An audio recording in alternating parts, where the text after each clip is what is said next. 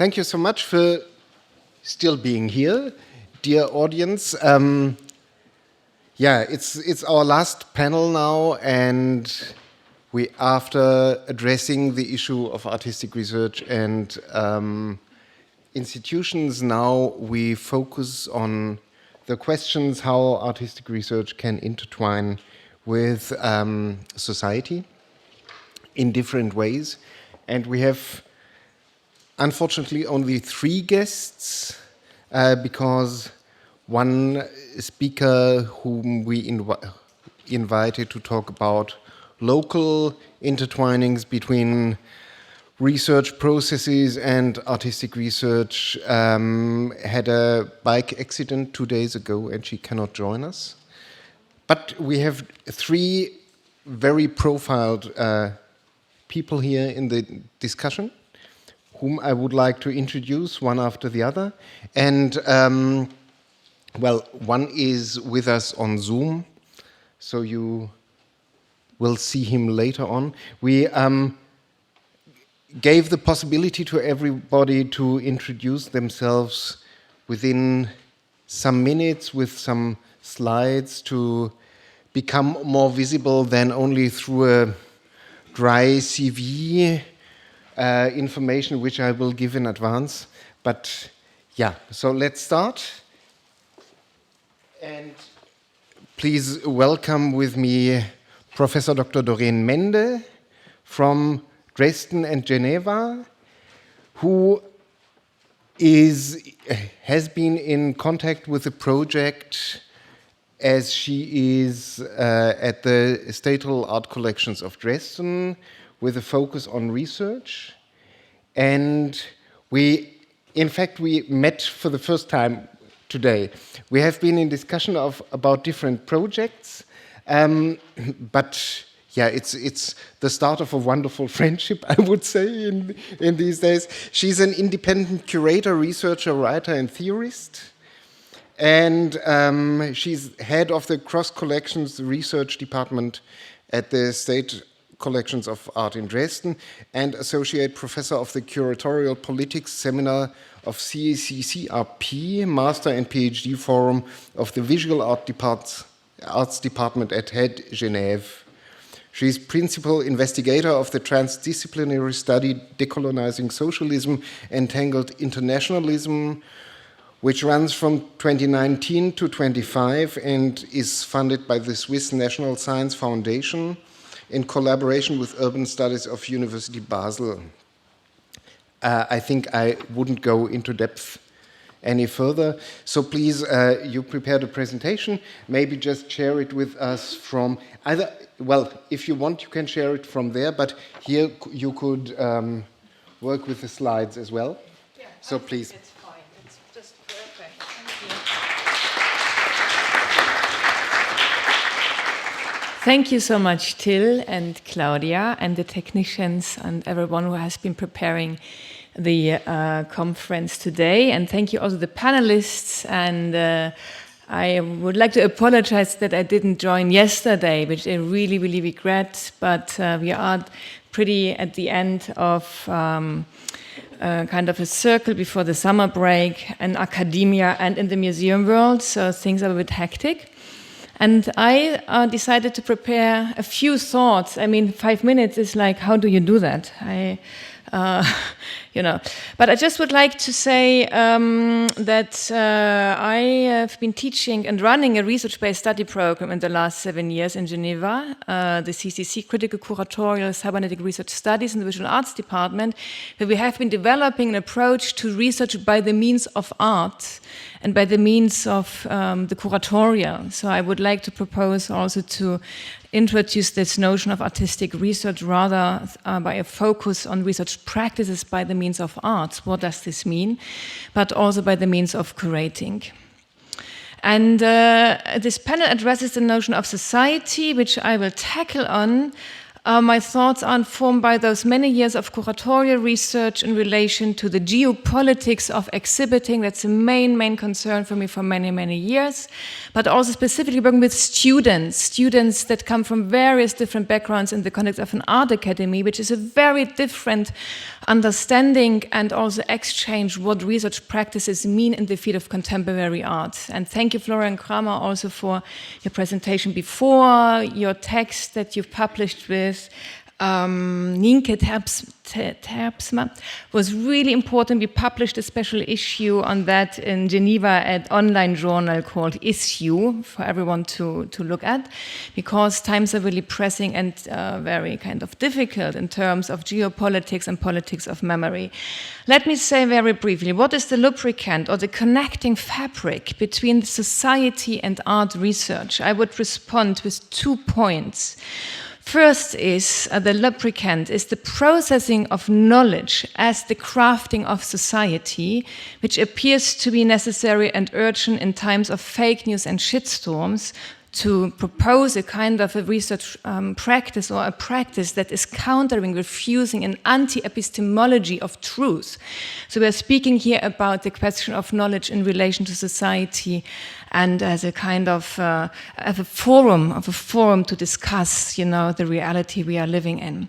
And the second point, our relation to the concept of history. This is what the lubricant between art research and society.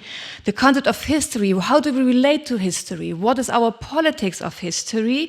And I would like to introduce this through a reading of Cedric Robinson, who is the author of the Black Marxism, the making of the Black radical tradition, where history is conceptualized and criticized through an analysis of colonial and imperial modernity, where history is contested and history always kind of questioned under the conditions of power, and history also erased by power. And this is, I've prepared some slides.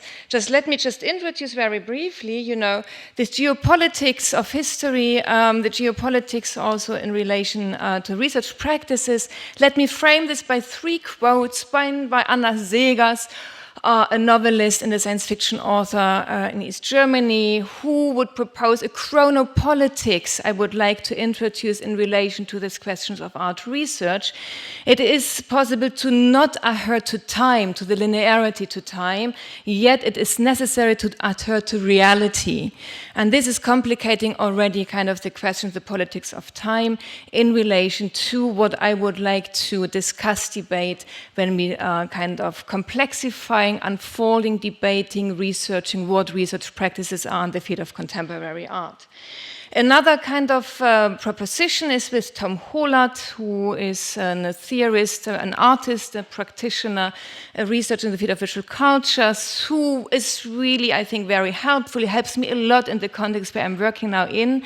As local an event, a material constellation or research might be, it is from the very beginning implicated in entanglements, material entanglements, but also temporal and spatial and geopolitical entanglements, which do not promise universality, which is, as we all know, a concept of European modernity, but demand the transgression of locality. So what does that mean in terms of, what is then locality when it seemingly takes place locally or in situ?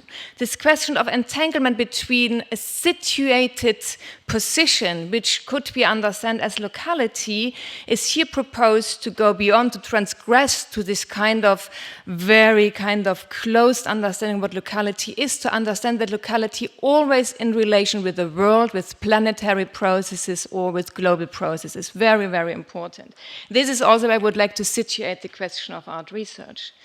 Another quote by Denise Ferreira Silva, one of my favorite thinkers to think with, philosopher and artist as well, researcher, professor for social justice at Columbia University in British Columbia.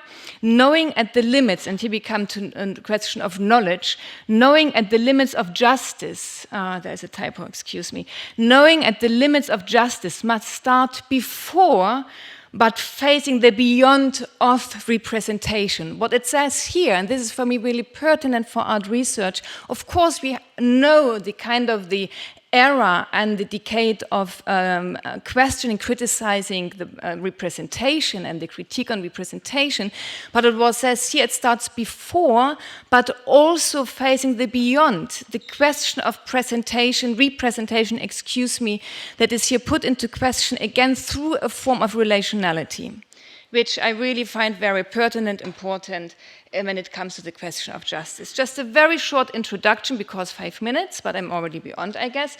It's an exhibition I developed in my curatorial/politics seminar in Geneva with the students over a period of a year and a half. The multiple voices of so-called les Indiennes. Les Indiennes is a colonial French name for a textile technique practice, printing technique practice from India that was transported by global trade from the Coromandel coast of East India to Marseille, and then introduced as les Indiennes across Europe in the 17th, 18th century, was formative, kind of implicated in the transatlantic trade, which means in slavery and in colonialism and in imperial kind of fights. Switzerland was pretty involved in that. We figured that aspect out when we were investigating the biography of our art institution, of the biography of the Art Academy, where we developed in a seminar these kind of various propositions how to engage into this question of history again. We are like sitting in literally, architecturally and physically, but also culturally and economically and socially. And from there, this is what I would propose as a kind of abstraction or like as a methodology where to situate this question of research as curatorial/politics in this tension, in this huge battlefield and tension between exhibition, inhibition, coloniality, and decoloniality. We can go into that, I guess, later on. I just would like to say where I would like to situate the question also of art research in geopolitical conditions through a transhistoric perspective is this profound and really difficult kind of to sustain tension between the question of colonial modernity and that what we are engaging with these days through decolonial practices in relation to a politics of history. And this is a research diagram. I like this very much by Zhu Yang Huang, as a student who graduated in 2018, a filmmaker, artist, and researcher who developed that diagram in the seminar to introduce what labor of research in the field of contemporary art could look like, specifically in this inquiry or investigation into the biography of the institution. So you have the biography of the art school, but also you have this question, this economic politics, the colonial economy of the transatlantic trade with textiles. Where would textiles be used as currency to turn subjects like humans into property in the transatlantic slavery trade? But also what it all composes with the conditions, what you need, a politics of friendship, but also the conditions of a patriarchal environment. What does compose the condition of research, specifically with a focus on labor? And this was exhibited then in this exhibition that we did in the very institution itself. We did not put anything directly to the walls in terms of its architecture. The red wall was an intervention to mark that architecture as a consequence of that history of wealth, history of economics, history of geopolitics that is in Geneva, where the art school is situated. And the students developed these different levels and layers of readings that you see with the textiles hung from the ceiling. But also they wrote a statement why they would not show the actual original archive we were working with on these Les Indiennes textiles. It's an online also platform with a lot of archival material, reading materials, Dia Hartmann, Fred Moten, Denise da Silva, important references for the students to think with. And this is, of course, we are addressing here with art research also a practice, theory, continuum, and as a continuous entangled process. And this was my introduction, and this is what I bring to now my role as head of research, the cross-collections research of the state collections of art here in Dresden. We can discuss this later if we have time. It's an intervention by Gabwani Kiwanga into the collection of the Neue Meister that tackles very similar questions. So art research, maybe just to summarize, is profoundly important. Of course, we all agree on that, but also specifically in this time where we are confronted with these kind of political challenges regarding the construction of truth and the instrumentalization of history and memory politics. And I think art research is a profound kind of possibility to counter and to refuse that kind of position. Thank you very much.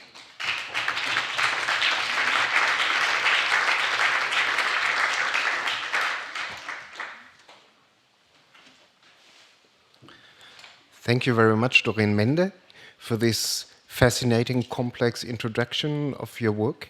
Now I would like to introduce Aman Mojadidi.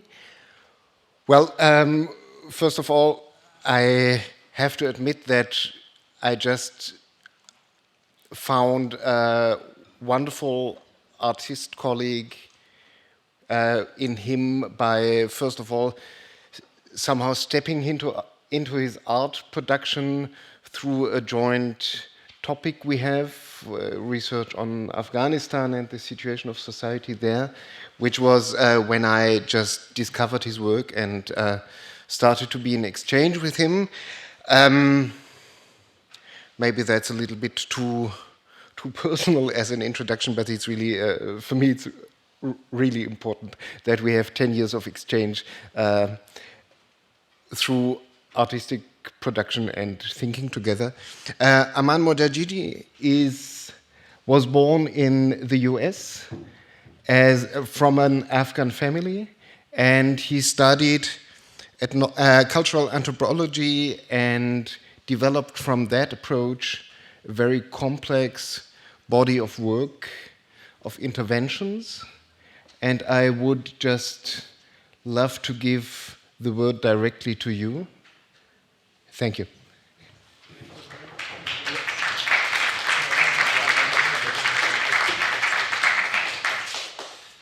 Thank you, Till. Thank you, everyone, for organizing this, for inviting me. I think I'm probably the most unaffiliated and externally illegitimate participant, speaker here.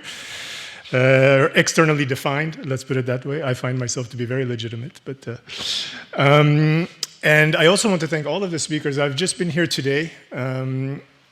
I want to thank you and also curse you, because I had a very concise bullet points of things to talk about, and now I have a mess of half thought out reflections and things based on everything I heard today, which has really been wonderful, but I'm going to try and keep myself a bit organized. I don't have any pictures or anything. I'm just going to kind of free speak. So there's also really no end. So Till, you might just have to, when I should shut up. So as Till said, my parents went to the US a long time ago. I was born in the US, and I grew up there in the Southeast US. Did my studies in anthropology. I ended up using cultural anthropology and the methods of cultural anthropology, the research methods, field work, participant observation, all of these things, interviews, to create artworks. And for many years, to recently, most of the work has been this kind of work, this kind of practice, often invited to create things for biennales or these kinds of exhibitions. And so spending time in a place to try and also understand what are the kind of topics and the subjects that are important for the local communities there. So when I was living in Afghanistan, it was very much based on the issues in Afghanistan. If I was invited for other projects in other places, I tried to also then spend as much time as possible finding out what was important for the folks there and create usually performance-based or site-specific installation projects that spoke to something that was relevant for the communities there. But what's been interesting for me also is that I studied anthropology up to the master's, but I never studied art. I took one painting class in university and I was really bad at it, but I passed. And so it's been interesting for me because I've never been anthropologist enough for the anthropologist, and I've never been artist enough for the artist because I don't have the MFA or a fine arts degree, and I don't have the PhD in anthropology. So it's also been a bit like my own kind of personal cultural story, always kind of being on the in-between of things. And about 7 to 8 years ago, when I learned of the coming birth of my daughter, this was a very important shift in my life that ended up affecting also my creative work. And this was my wanting to not pass on, starting to really reflect upon what are the kind of traumas that I've experienced in my life, ancestral traumas, physical traumas, emotional traumas, even spiritual traumas,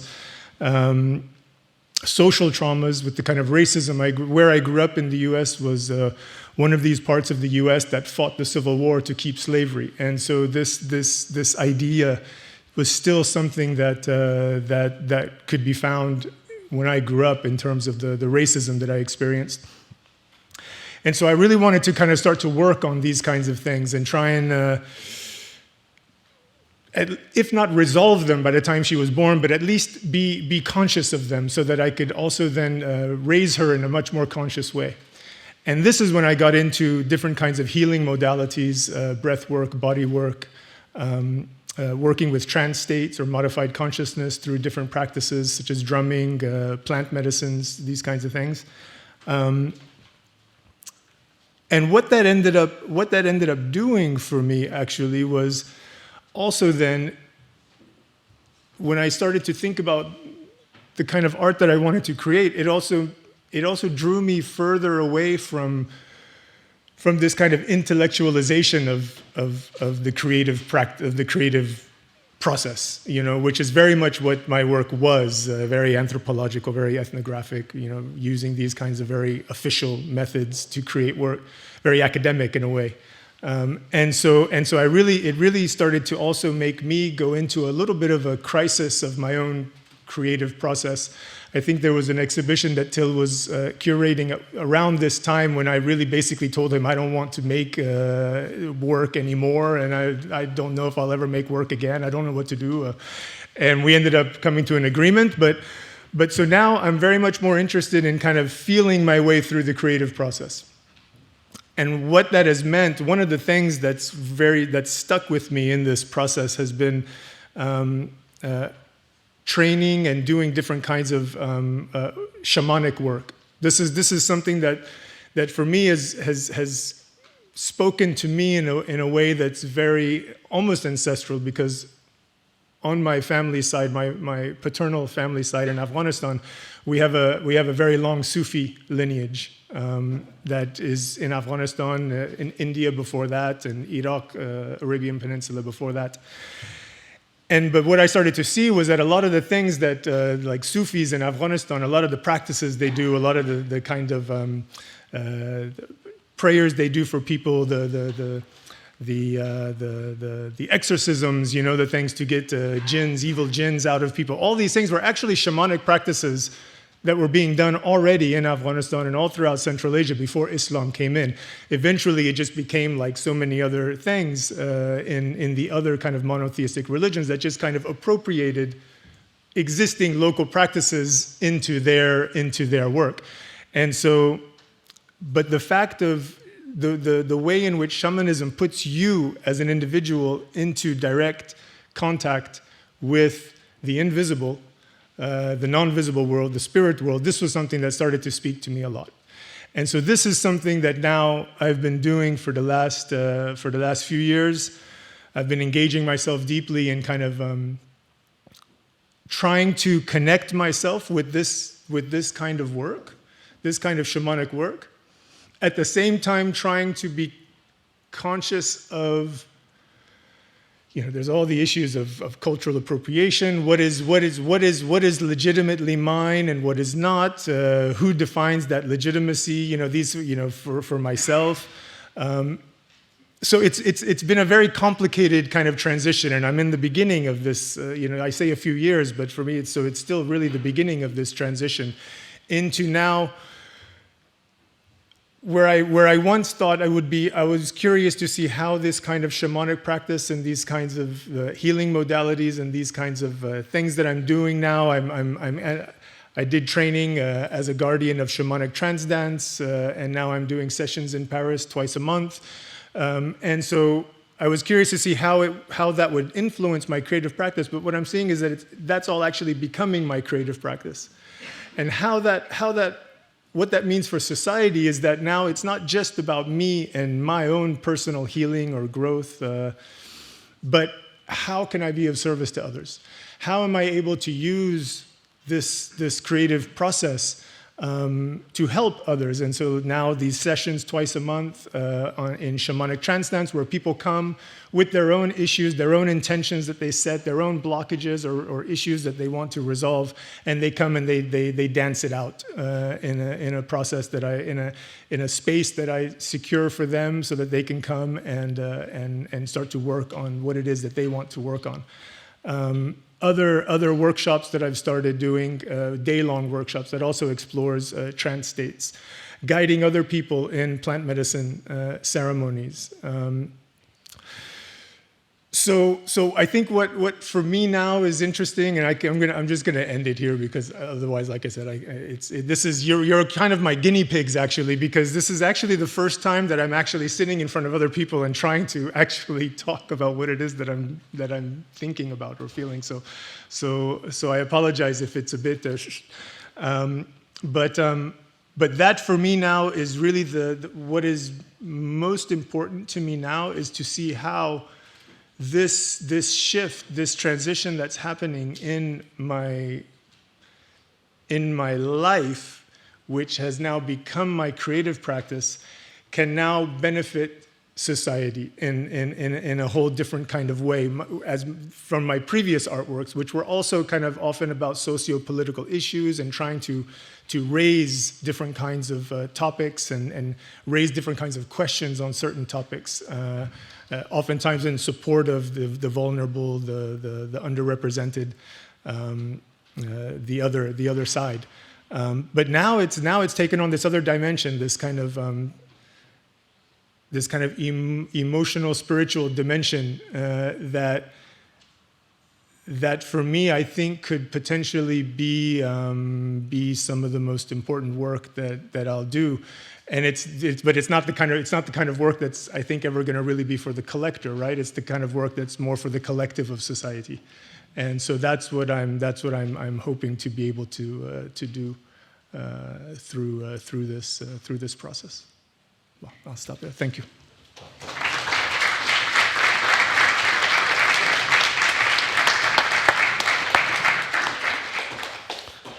Thank you so much, Aman. Now we have our third guest on Zoom, Alexander Koch. Alexander, I might introduce you also with a few sentences. I hope that my memory is not wrong about your CV, because we shared some time together as well. Alexander Koch studied fine arts in Dresden and in Leipzig, and then worked also in the studies for curatorial practices in Leipzig, before being one of the founders of KOW Gallery in Berlin. And then he was the head of the Berlin section of the Neue Auftraggeber, Nouveau Recommandeur. I think that was wrong, right? Commanditaire, Nouveau Commanditaire. Yeah, and that's why we invited you, and we have been discussing that already before, because, well, as you can see, this discussion round is on an, let's say, extended concept of artistic research, not really limited to, not really related to the terminology we discussed during the last 1.5 days, but opening up towards socially engaged processes. And the Neue Auftraggeber project tries to redefine artistic processes from another viewpoint. Maybe, yeah, I phrase it like that. And Alexander, I would give you the floor now. Thank you very much, Till. I'm sorry I cannot be with you. I'm in quarantine with COVID, and it's the first day that I could leave the bed. Luckily, that's why obviously I cannot be in Dresden. And that's also why I couldn't follow your conference. I'm sorry. So I'm dropping in fresh. And I just picked two projects from my direct surrounding that I find meaningful, and I will share a little presentation. I hope that works. Should work.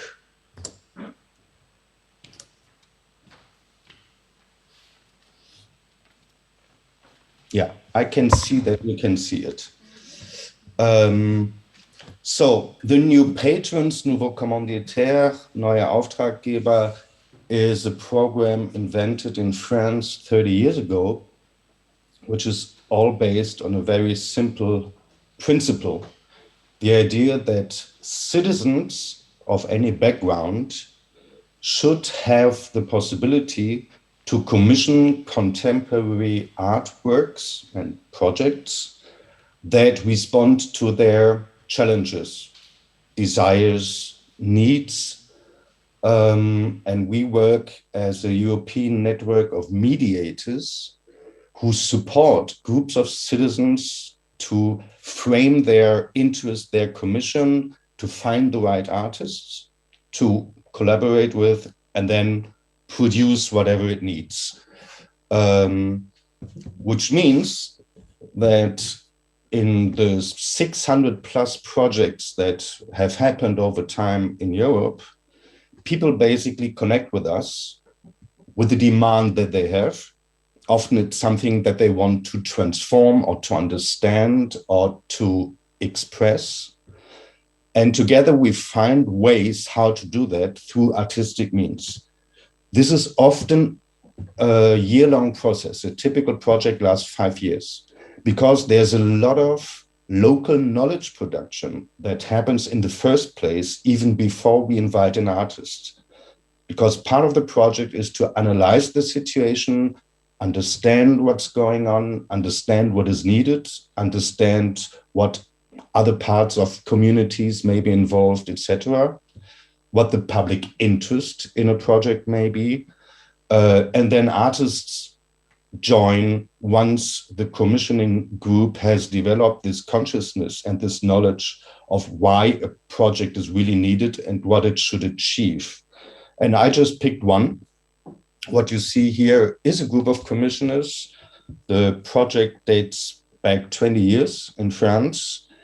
And this group comes from an association of pigeon lovers. And their concern was that the local knowledge of, how do you say that? Of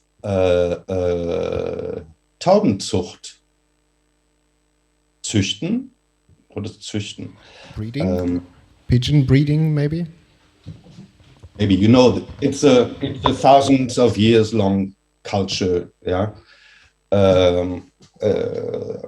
Actually, in Donna Haraway, the pigeons play a big role in describing how deep relationships can be between human beings and non-human beings. So their concern was that this knowledge is supposed to get lost because the younger generation just isn't interested in pigeons anymore. So the commission was to find a contemporary form to preserve this knowledge and also to translate it to a new generation, make it attractive, and create an archive of this knowledge. And Nathalie Crasset is a system designer, not an artist, not an architect, system designer. And what she did was to develop this building that you see here, which is a pigeon house, quite simply, with pigeons and all it needs, but it's also with pedagogic elements for school classes, etc. And the interesting point here, most important image is this one. It's very typical that these projects are developed based on the competences of the commissioning citizens. citizens. So these pigeon lovers are experts in pigeons. And the whole project came out of understanding what this new house should actually be able to do. So it's on all levels a bottom-up process, how we build these projects collectively, but it's also a bottom-up process in terms of knowledge production and giving it a form. Just one example out of many, and I will switch to another project that Doreen, I'm sure you know, and maybe some other people. The Potosí Principle is one of the most remarkable artistic research projects that I can think of. It was an exhibition more than 10 years ago at Reina Sofia in Madrid, Haus der Kulturen der Welt in Berlin, and at other places. And it's basically a year-long investigative research in the history of the colonialization of the Latin American continent, and specifically the exploitation of silver and how this exploitation made Europe what it is economically. And Alice Kreischer and Andreas Siegmann, two artists who are the main drivers behind the project, also collaborated with many people on the Latin American continent to identify traces, knowledge, artworks that they exhibited together with contemporary commissions on the issue.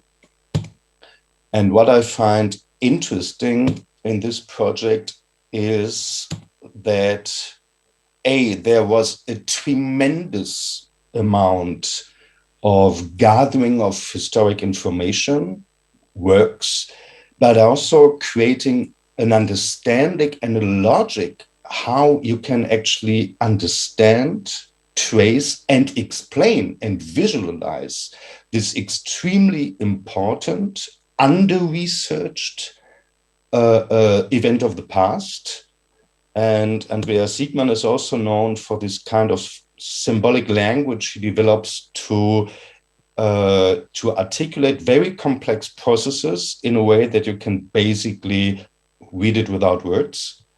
And just recently came out the archive of this year-long project. It's a 1,800 pages book. It's actually 4 books.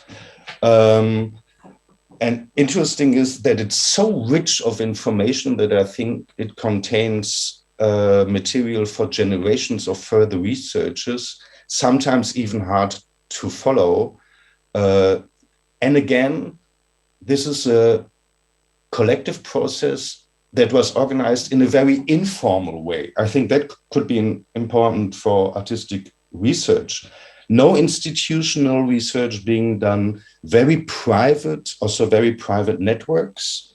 Yeah, and this is quite typical for me. I want to add that from my experience as a gallerist and as a curator, I could think of quite some artists and practices that we could connect to artistic research. But I know many artists who wouldn't claim that and who do this work invisibly in the background.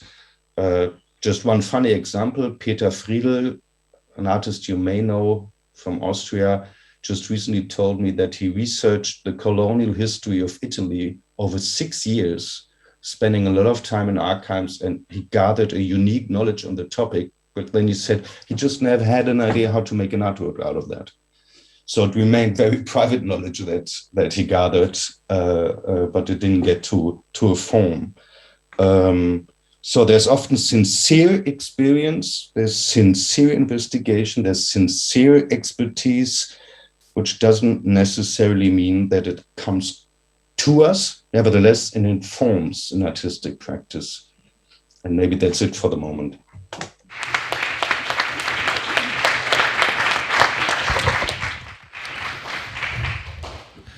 Thanks a lot, Alexander.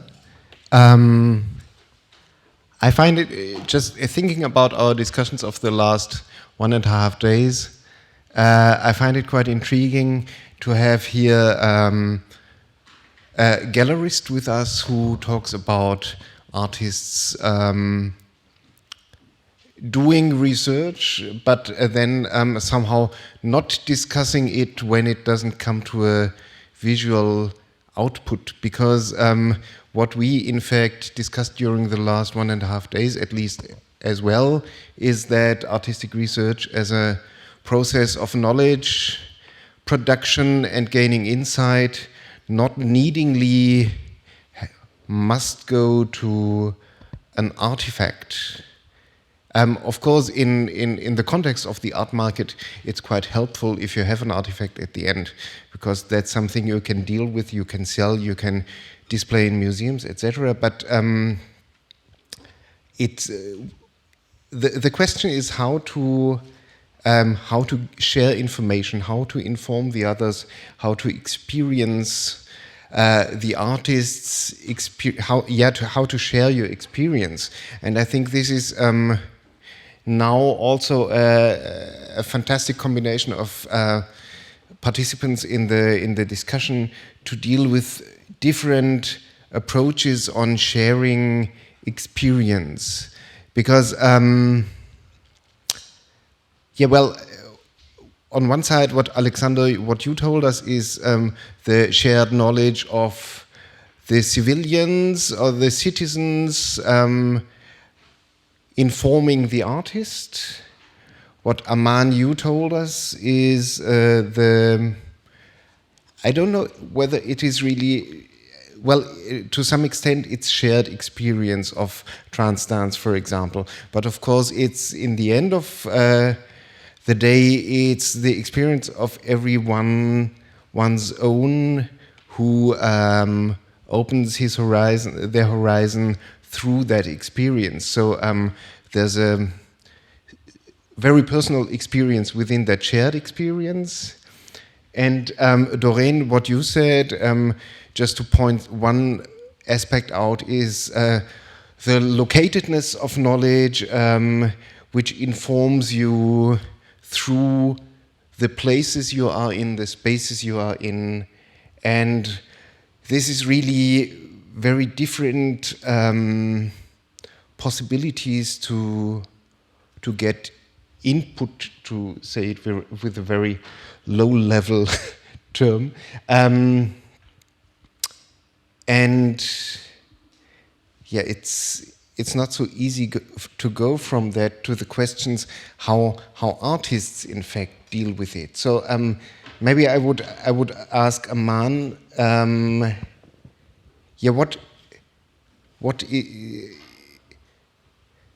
how feels the step from experience, or what exactly is the way to connect experience to artistic thinking for you? How do you communicate your artistic practice as a shared practice in a shamanist context with people? So how do you deal with your multiple role somehow in that? Probably it's not a multiple role, but it's multifaceted to look at it in the same time. Yeah, I don't know if I actually have a clear answer for that. I think because that's something that's you know, it's in a way the kind of research that I used to do in the work that I created was a sort of external research. It was a research looking out at what was going on in the world and then reacting and responding to that. Whereas now the research has turned inside and the research went to this kind of internal experience and into what's going on the inside of myself that then started to that I started to then experience through these different practices. Now, so in a way, this is something that I'm grappling with now. It's and I kind of touched upon it.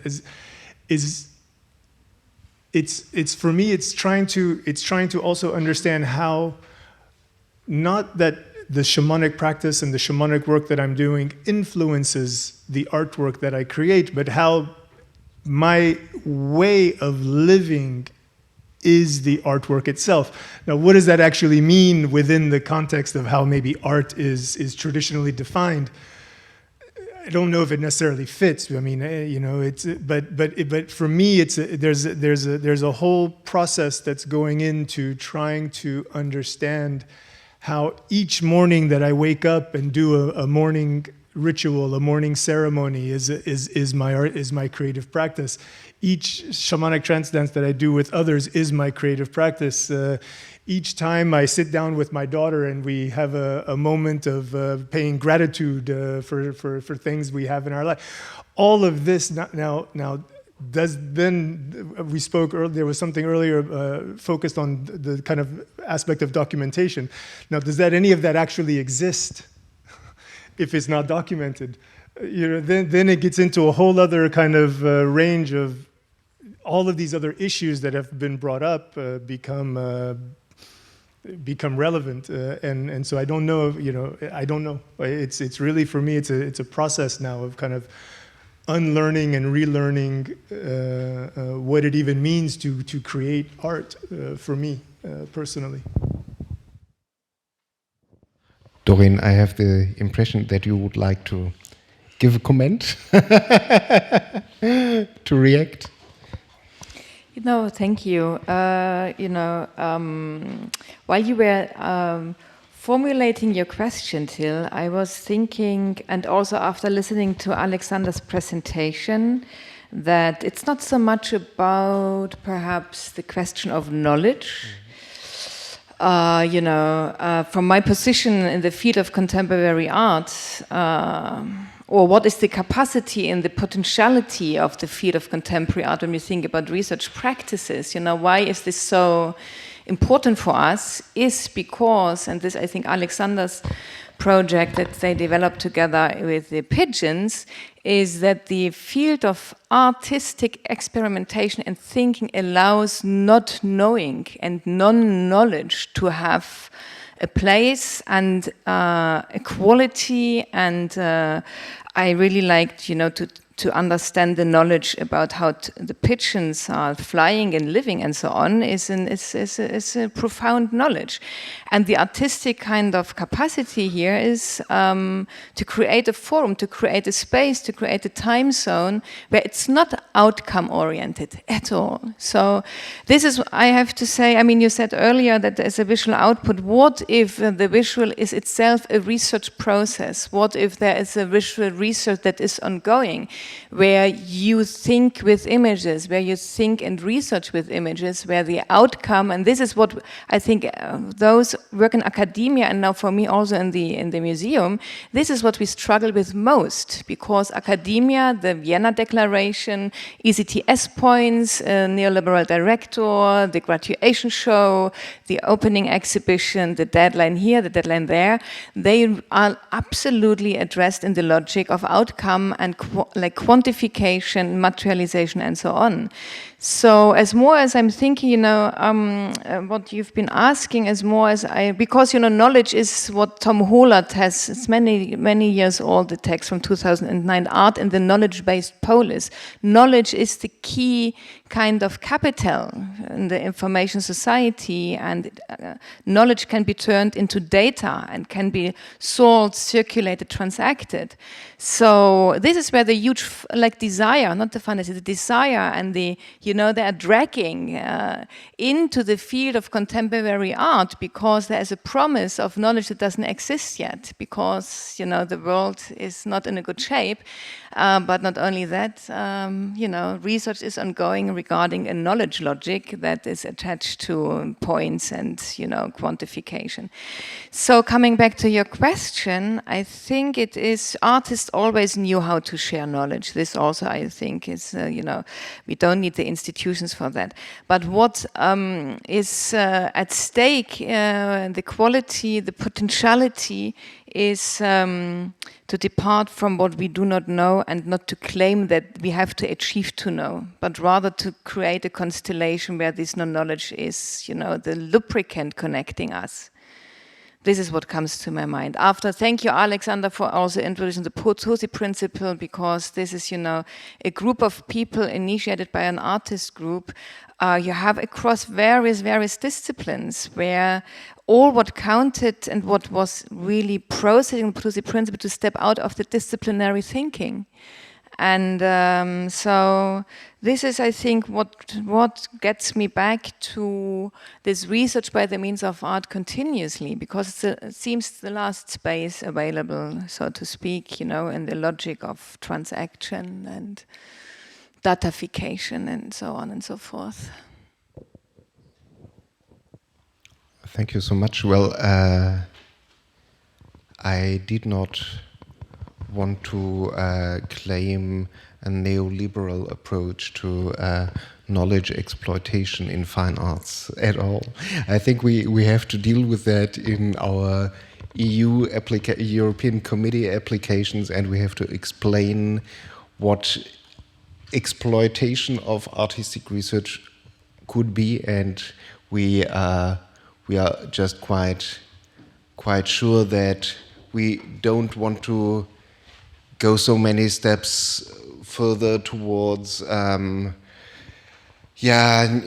economical ways of using artistic processes as blueprints to be reproduced, to be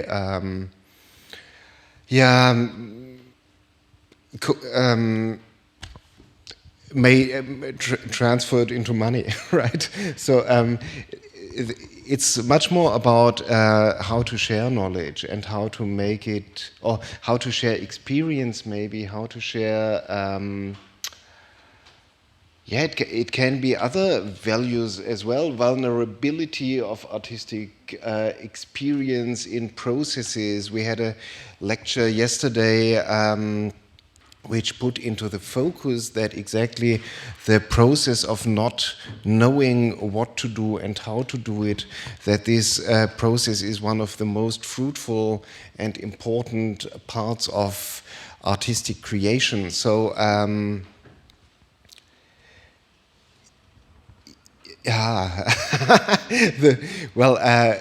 what to say?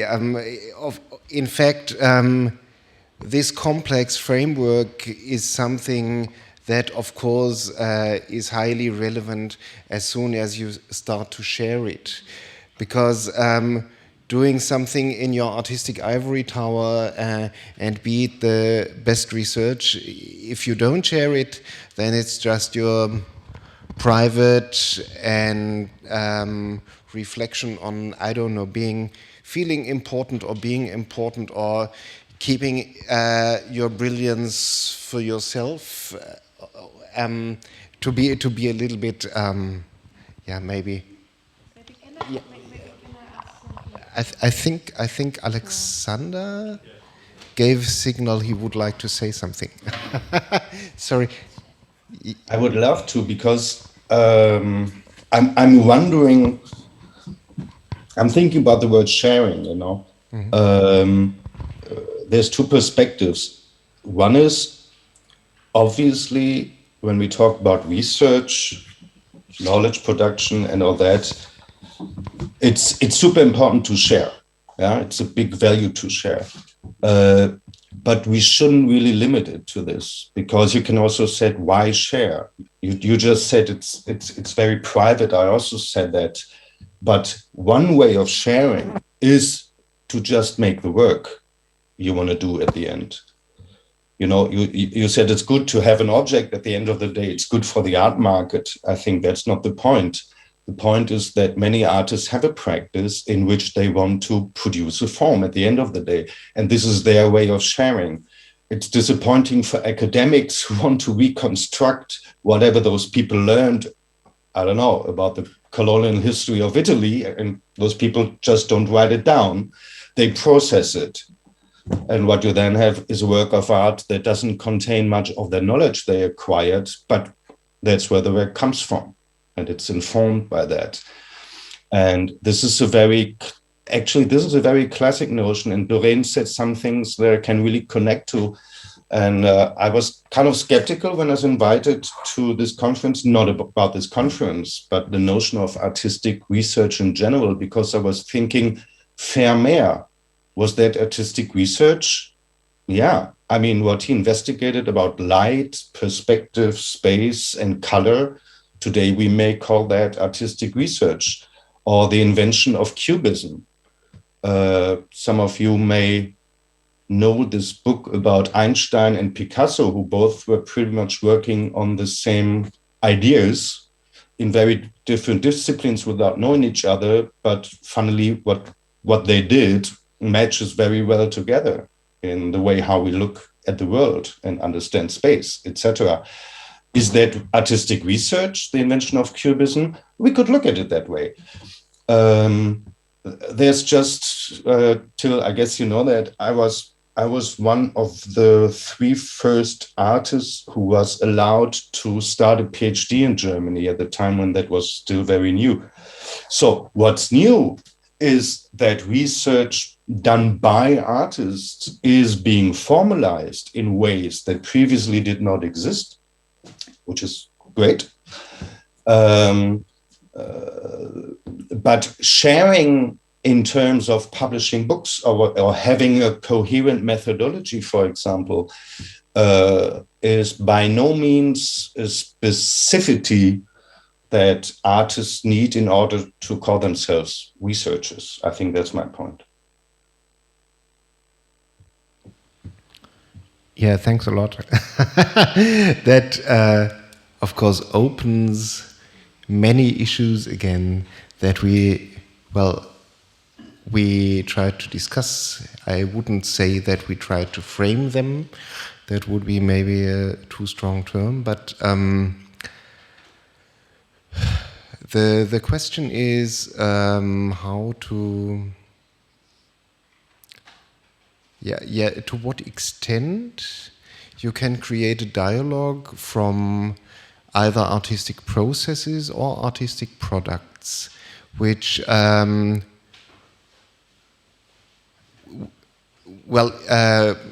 yesterday we talked about the difference between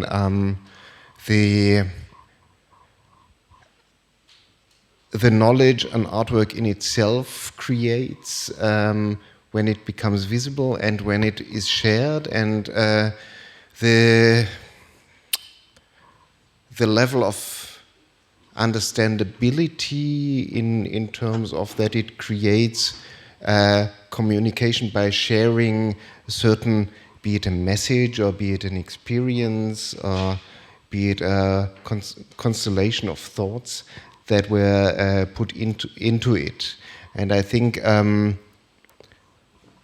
what artistic research is about is not, I really feel like on moving ground at the moment after 2 days discussing. Now suddenly everything starts to shake somehow. I have a question for Aman, because I really appreciated your presentation, and you talked about the practices of healing and the shamanistic practice, and you talked about how you create also these kind of safe spaces that is very important for your practice.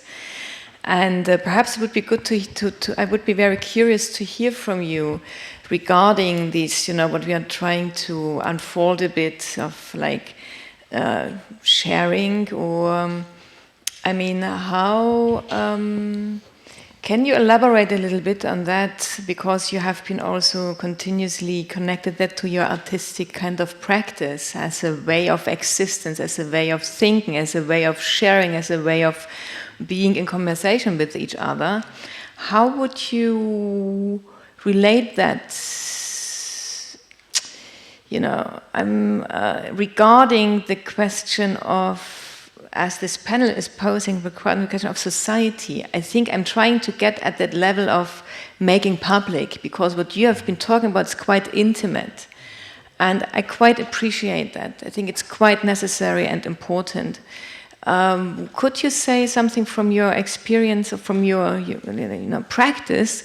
these different degrees of publicness, these different degrees of like building and processing what we could understand as society in these micro moments, if that makes sense. Because I would be interested to think with you how we could think like art research in relation to society differently. Yeah, I can try. So yeah, I mean, this is so for me now working with the public or with society. What's happening now with me is it's on different. It is starting small on small levels. I do individual shamanic healings. I guide people on shamanic voyaging individually. I do these shamanic trance dance sessions where it's a maximum of 10 people per session. I was supposed to be a part of an exhibition in Switzerland this summer, where I was going to bring shamanic trance dance and these things into the museum, into public spaces within the town. Ended up having a disagreement with the curator, so I removed myself from the exhibition. So I'm seeing ways in which this could potentially, reach a larger amount of people also simultaneously. Now, for me, regardless of how many people I directly am in contact with, it's creating a network. It's like mycelium, This is, once it grows, and eventually, for me, I mean, one of the things that, in the way that I think about my practice, I have this idea that I call 7-level living, which is more of it's a way of living. It's a way of engaging yourself in life. That's not about vertical advancement, but more about kind of horizontal simultaneity and how you live with others, ancestrally connected, creatively, in a way that's decolonized. And so there's these 7 different kind of levels that I call it, that for me is, and a big part of it is becoming more and more connected with other people, with nature. And within shamanism, you have the non-visible world, you have the spirit world, and so for me, this connection is something that's not only eventually, in terms of how I can potentially be of service to growing that, is this connection to the tangible world that's here and the intangible world that we don't see. So, I mean, ultimately, I see it as this kind of very powerful personal and collective way of kind of building community, I guess, in a way. And for me, I find that to be very incredibly important at a time now where I feel like there's so much polarization that's been going on in the world for several years now that seems to be increasing. I mean, it's funny, as the world becomes more globalized, it's more and more fracturing at the same time. And so for me, just if I can even make a small contribution towards kind of rebuilding community, that's what I can see potentially. I don't know if that really answers the question. Brilliantly. No, thank you. I think indeed that idea of rebuilding community plays a big role in for everybody here in the discussion right now, really. Maybe, Doreen, from the perspective of working in the State Art Museums of Dresden, that try to create, at least in some parts, a new concept of interaction with society, and that might be quite interesting as well, because we really experience that here things are changing, that the museum tries to redefine its role in society as well. And I would be curious to hear something about that from you. Sure. That's a long way to go, and the stakes are high.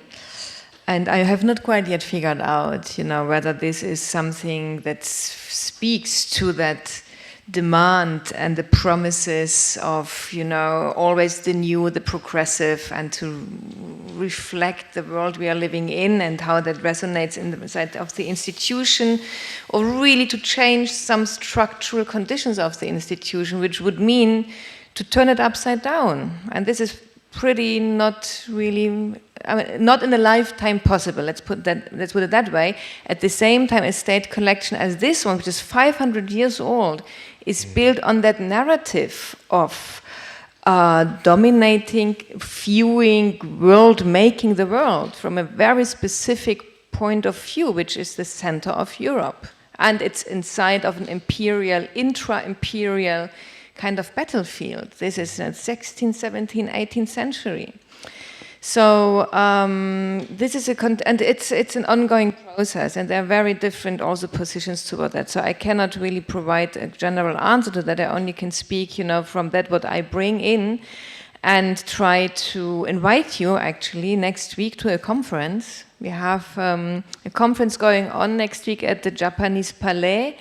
In cooperation with the University in Heidelberg and the Worlding Public Cultures Working Group that organized the conference on transcultural pedagogies and curation, lessons learned, that's the question mark. It's a 3-day conference with contributions from various partners, Modest Wayne and Paul Goodwin and Monica Geneja, but also people from the museum itself to open up that space. So it's an ongoing process. It's a transcultural academy under the title Towards a Worlded Public, and we want to figure out what that worlded actually means. We don't know quite yet. Is it, you know, a diverse public? Is it a kind of a cross-cultural public? We don't know. It's a proposition to think, how do we address that existence and what do we need? And it will have a residency program with artists doing research in the collections, and it also will have an assembly end of November, the 24th, 25th of November. We will bring these different perspectives and methodologies, you know, together. And then there also will be, and this feeds all to your question, and we also will have a so-called Forschungssprechstunde, which was a demand from the director, the general director of the institution, towards the research department to install a Forschungssprechstunde. How do you translate? The consultation on research for, you know, people coming, which I think is a great, wonderful idea. I have no idea yet how to really mobilize that, conceptualize that, because a museum like this one, I have many students when I, you know, in Geneva, when we are talking about these institutions, they said, no, what do you want me to do there? I refuse. I refuse these institutions, because this would be a next question I would have also for Aman, you know, because we are surrounded by these infrastructures of a continuous violence that is a longue durée of, you know, exclusion, categorization, rationalization, outcome-oriented, the whole kind of repertoire and arsenal of what we are struggling with. And many students of, you know, young artists, generations born in the shortly before the financial crisis, 2008, like, you know, just leave me, I don't care. And this is something I take very, very serious, because this is still for me a kind of a negotiation, what is really possible in these institutions. I speak very frankly and openly. You know, do I see anyone from the museum or maybe online?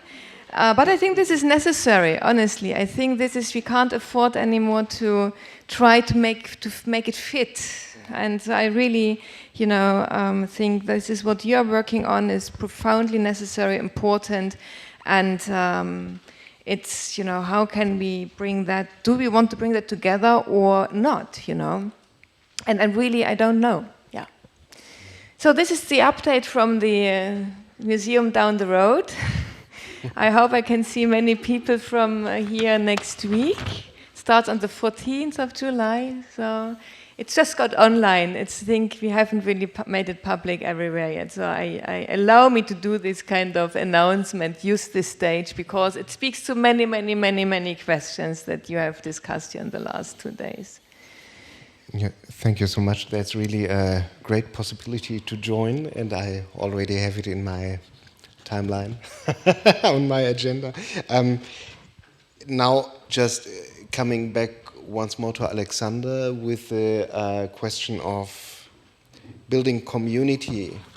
I think this is a core point of what you do with your project as well, because as far as I know the projects that you have been working on, the practice of the nouveau commanditaire also affects the concept of the people themselves, of course, the concept of the place where they live and how they experience it. So might you say something about that? Maybe also say a sentence or two about maybe the difficulties artists had within that process, because it's, of course, development of perceptions and ideas on both sides, right? Yes, that's correct. It's interesting that I would say 80% of the projects we're doing in Germany right now, I think we have 18 projects running, have as the core of their commission that the people want to become a community again. So we don't choose that, because people could come with various topics towards us, but since we're working mainly in rural areas, in small villages, in not so privileged regions of the country, the issue that people deal with is most often that they start by saying, we are not a community. The community is dysfunctional. And for instance, we're getting older and we're afraid, because we don't know how that works, to get old alone in a small village if you don't have a community. And then they say, we want to do something about it. And it's, why not art? I mean, we just need some imagination and maybe something or some place or whatever. Can you help us? That's how many of our projects start. And what happens then is that so many different factors come into the game, and I connect to what Doreen said. It's not only about knowledge production or knowledge sharing. What happens then is that the whole further dialogue of the people with themselves, but then also with other members of what could be their community or should be their community, contains a lot of emotional aspects, very informal knowledge, precarious knowledge, or something you may not even call knowledge. It could just be a habit. It's extremely local. It's extremely singular. Things that only work in one village and not in the next village. Ultimately, it's about imagination, what those people are looking for. They want to imagine another social space than the one that they have. And what's interesting there about art is I learned from the theory of conflict transformation that you can describe it very easily. Problem solving is typically a way from A to B. You have a problem, you solve it from A to B. What transformation means is C. C is, in these theories, is an not yet known place or thing or community or whatsoever. So it's the yet unimagined, or the one thing you actually want to start to imagine. It's very important in peace building processes. When A to B is blocked due to conflicts, mediators try to invent a third imaginary space where people could join again and share interests. And this process of going to research what C may be, this is why we need the artists, because they come into the village with a proposal, what could be done, what should be shaped, created, a space, a building, a ritual, whatsoever. And this is what totally surprises people, because it goes beyond what they had imagined until now. And that's where it indeed does work to create communities where they had become dysfunctional. Because what we talk here has a lot to do with the needs that people have. And you can respond to that in ways that you cannot buy in a shop, or that politicians would not think of. And I think that could be an element to the discussion, this C as a third space that's not yet imagined. And all these various factors that come into play in order to create this.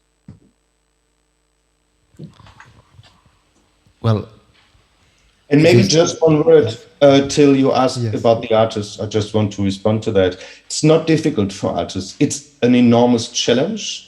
If you have a studio, gallery, and museum practice, and you suddenly stand in a village, try to respond to what I just explained. But the people who accept to do that love it, because most of them say that they feel the relevance of what they're doing. They feel the challenge of people who say, we need you. We really need you. Like, don't run away. Do something good. Do something meaningful here. And it's so much more challenging than to talk to museum curator, with whom typically you agree on all things, and then you do your stuff.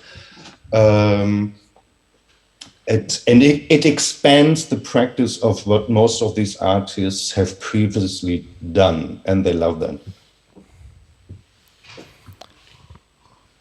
I think this is a wonderful point to end the discussion with, because, well, it opens so many perspectives and so many possibilities for artistic processes and artistic practice to be relevant, to be helpful, to be utopist, and to just, start trying to find new ways to act, to interact, to have discussions, to cooperate beyond the limitations of practices, beyond the limitations of concepts, beyond the limitations of cultures, in fact. And so, of course, this just opens any available window and door right now, but I think that's also the perfect point for today. So thank you very much to all the participating discussion partners right now.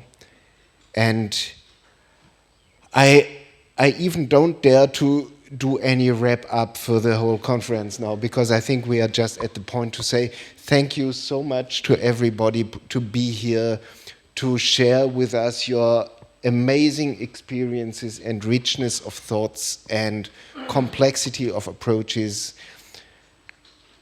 I feel really, really wealthy of wonderful experiences I had during the last 2 days, and I think I'm not the only one. So thanks a lot to everybody.